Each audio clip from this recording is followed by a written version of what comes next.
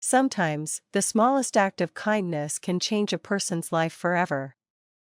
And sometimes, those acts come from the most unexpected places. This is the story of a cashier, a CEO, and a truth that will leave you speechless.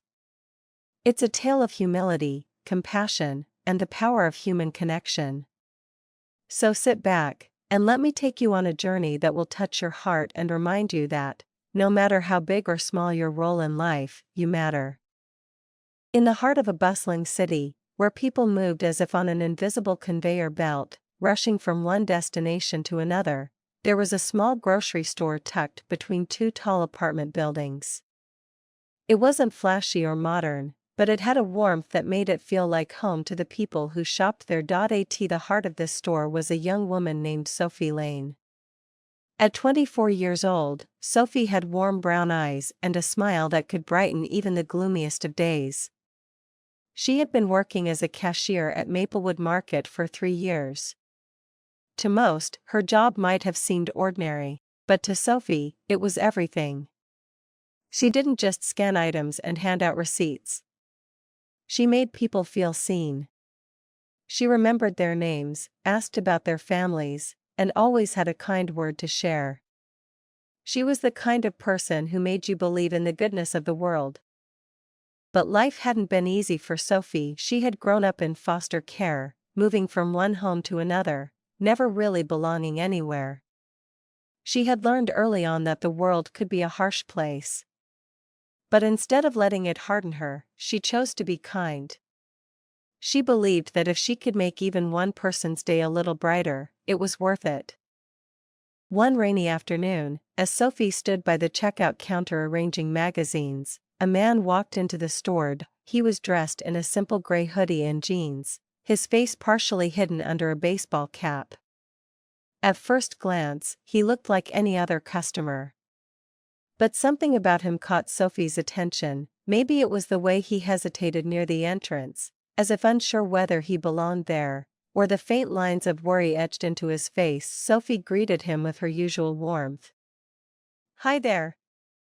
Welcome to Maplewood Market. Let me know if you need help finding anything." The man nodded slightly but didn't say much.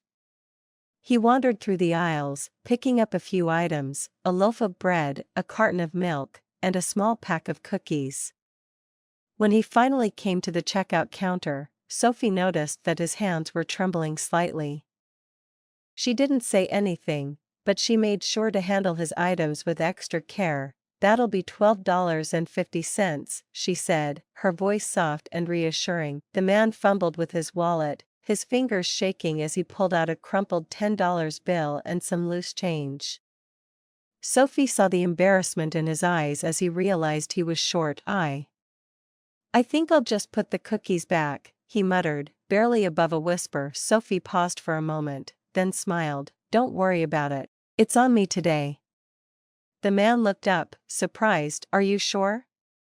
"Absolutely," Sophie said, her smile unwavering. "We all need a little pick-me-up sometimes." For the first time, the man smiled. "Thank you. You have no idea how much this means to me."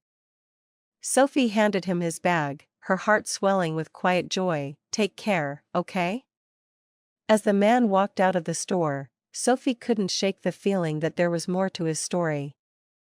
But she didn't dwell on it. She had learned long ago that everyone had their struggles, and sometimes, all they needed was a little kindness to get through the day. What Sophie didn't know was that the man in the gray hoodie wasn't just any customer. His name was Ethan Hayes, and he was the CEO of Hayes and Company, one of the largest retail chains in the country. Ethan had built his empire from the ground up, starting with a single store and turning it into a billion-dollar business. But somewhere along the way, he had lost touch with the people who made it all possible, the employees who worked tirelessly to keep his stores running. Lately, he had been feeling a growing sense of unease. He had everything money could buy, yet he felt empty inside. He had become so focused on profits and expansion that he had forgotten why he started his business in the first place: to make a difference in people's lives. What Sophie didn't know was that the man in the gray hoodie wasn't just any customer. His name was Ethan Hayes, And he was the CEO of Hayes and Company, one of the largest retail chains in the country. Ethan had built his empire from the ground up, starting with a single store and turning it into a billion-dollar business. But somewhere along the way, he had lost touch with the people who made it all possible, the employees who worked tirelessly to keep his stores running. Lately, he had been feeling a growing sense of unease. He had everything money could buy, yet he felt empty inside. He had become so focused on profits and expansion that he had forgotten why he started his business in the first place: to make a difference in people's lives. Over the next few weeks, Ethan found himself returning to Maplewood Market more often than he had planned. Each time, he bought a few items and struck up a conversation with Sophie. He learned that she had a passion for baking and dreamed of one day opening her own bakery. She spoke about her dreams with such enthusiasm that it was impossible not to be inspired by her. But as they talked, Ethan also noticed the shadows in Sophie's eyes. She didn't say much about her past, but he could sense she had been through a lot. He admired her resilience and her ability to find joy in the little things. She reminded him of the person he used to be, someone who believed in the power of kindness.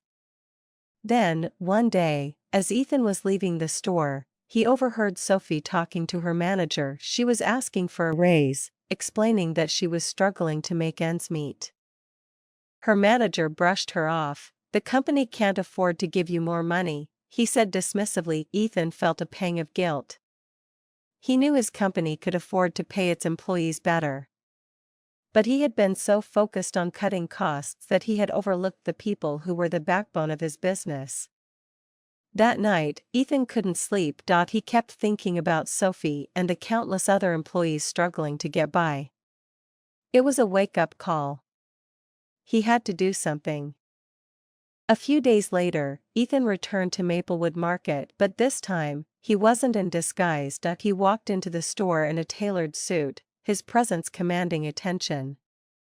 Employees recognized him instantly. Whispers spread like wildfire. Sophie was at her usual spot by the checkout counter when she saw him. Her eyes widened in shock. You're Ethan Hayes," she stammered. Ethan smiled. "Yes, and I owe you an apology." As Ethan explained who he was and why he had been visiting the store, Sophie listened in disbelief.